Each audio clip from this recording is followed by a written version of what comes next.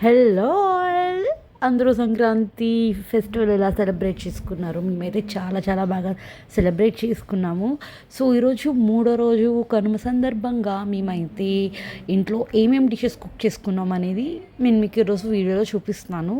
So, first అయితే breakfast కోసము మిరపగారెలు and chicken పులుసు చేసాము. చికెన్ పులుసు టేస్ట్ అయితే అదిరిపోయింది గారెల్లో.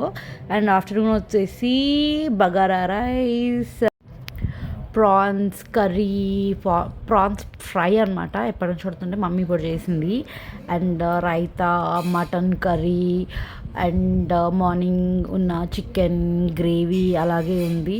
అండ్ ఇవైతే బొబ్బరి గారెలు డెఫినెట్గా ఉంటాయి ఎవ్రీ కనుమకి, అవైతే పక్కా అనమాట. అండ్ అమ్మమ్మ నాన్ వెజ్ తినరు కాబట్టి అమ్మమ్మ కోసం స్పెషల్గా మష్రూమ్ కర్రీ. సో ఫైనలీ అయితే నా ప్లేట్ నందు ఇలా పెట్టేసాను.